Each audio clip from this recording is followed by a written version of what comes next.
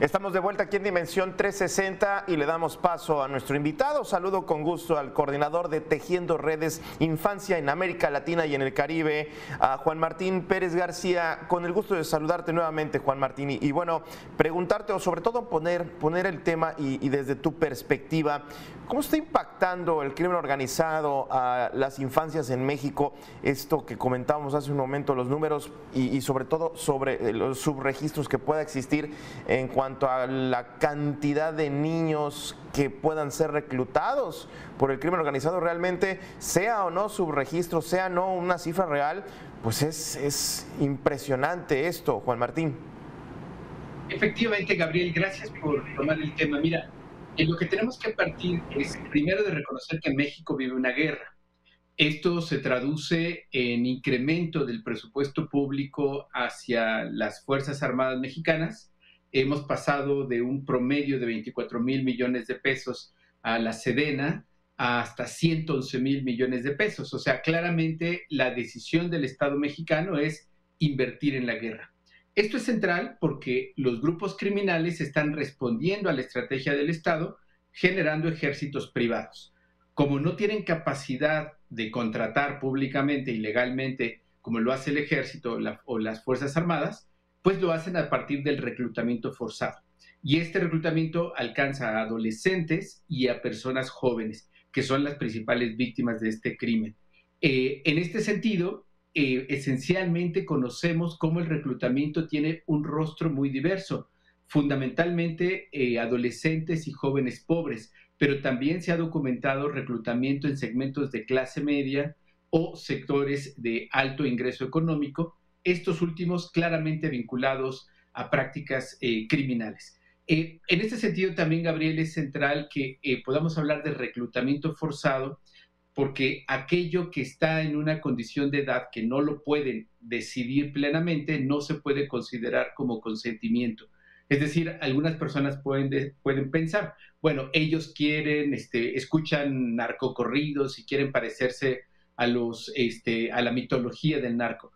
Todo esto es una influencia, todo esto es una representación cultural, pero eso no define que una persona adulta o adolescente esté vinculada con hechos criminales. Esto claramente lo hacen tres factores. Las condiciones del entorno, que existan ahí grupos criminales, fuerzas armadas o fuerzas militares combatiendo. Segundo, el control territorial que tienen estos grupos criminales en complicidad con funcionarios corruptos. Y tercero, como lo comenté al inicio, la inversión que hace el Estado en la guerra en contraposición, Gabriel, y muy lamentable, con recortes presupuestales para poder prevenir la violencia y proteger a niños y niñas.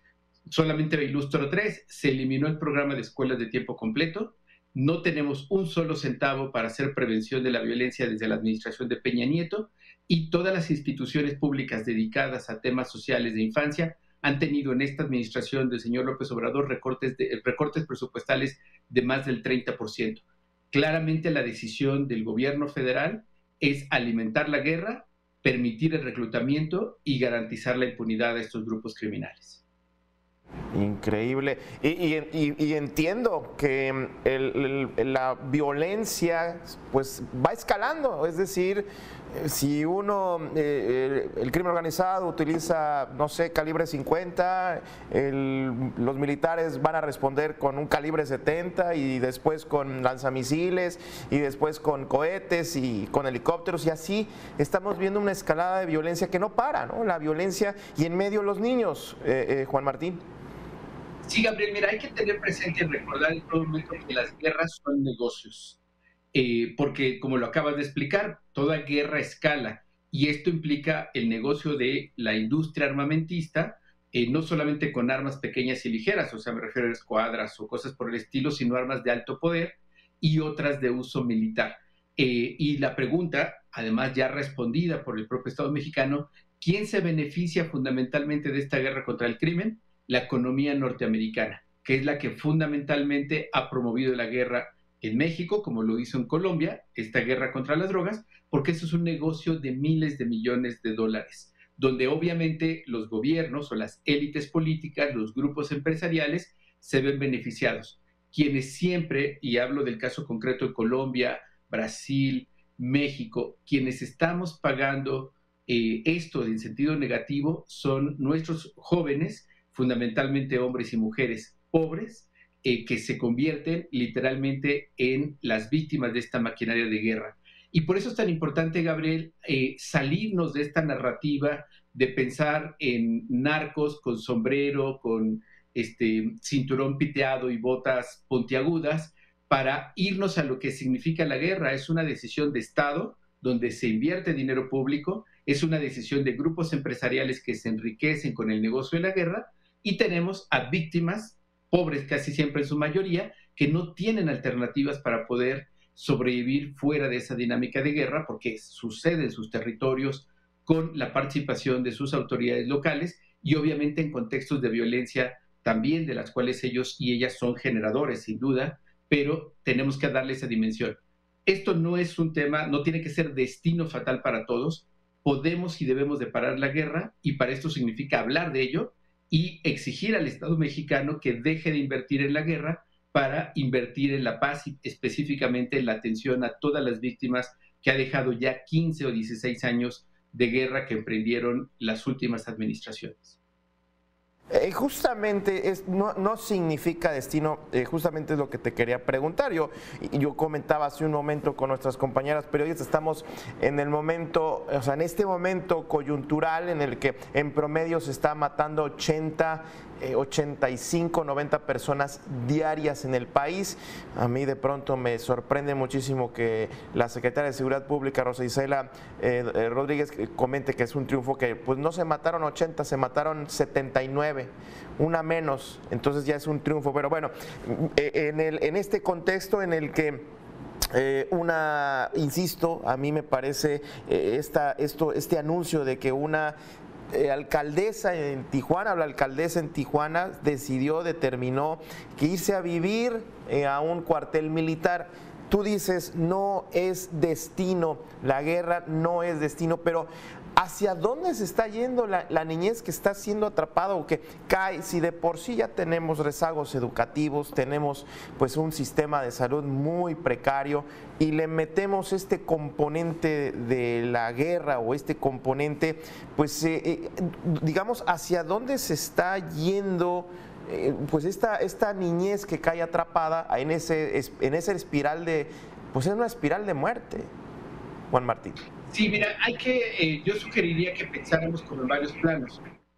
Uno es que tenemos la posibilidad, todas y todos las y los ciudadanos, de exigir que se pare el negocio de la guerra. Esto, aunque suena muy complicado en este momento, es posible. Y miremos Colombia, que después de 60 años de guerra, tardaron varios años, pero lograron acuerdos de paz que medianamente han cambiado la dinámica y también la lógica económica. Segundo, y esto es urgente, tenemos que parar la militarización, porque cuando estamos hablando de militarización y este presupuesto que se ha triplicado hacia las Fuerzas Armadas en México, significa que también se ha desmantelado las fuerzas policiales, las autoridades locales que podrían resolver los conflictos sin necesidad de armas de alto poder o de otro tipo. Y muy importantes son las redes de macrocriminalidad. Está mostrando en pantalla precisamente una regidora, que es a lo que nos referimos cuando hablamos de la guerra y del crimen como negocio.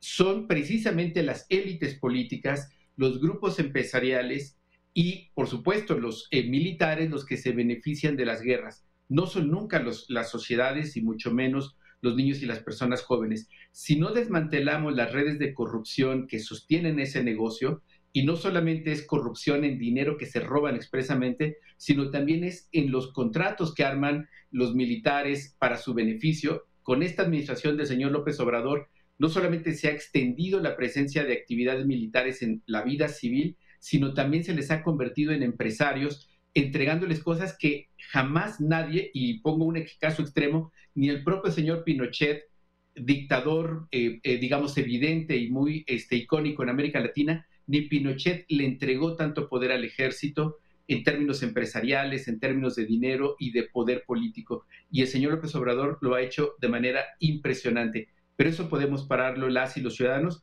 porque, Gabriel, no es solo un tema de militares en las calles y que todo el mundo se sienta, entre comillas, en peligro o seguro según su mirada. Se trata de que este país no puede mantenerse en un régimen militarista, porque entonces el futuro de niños y personas jóvenes va a estar vinculado a las armas, ya sea como víctimas o como victimarios. Y esto sí es una decisión de Estado, sí es una decisión que todas y todos tomamos, y que ya ni siquiera pensemos en los hijos e hijas de los vecinos, en los hijos e hijas de las personas que nos están escuchando. ¿Qué futuro quieren para sus hijos? ¿Un futuro cercano a las armas o un futuro alejado de ellas? Y esta es una decisión que tomamos todos los días.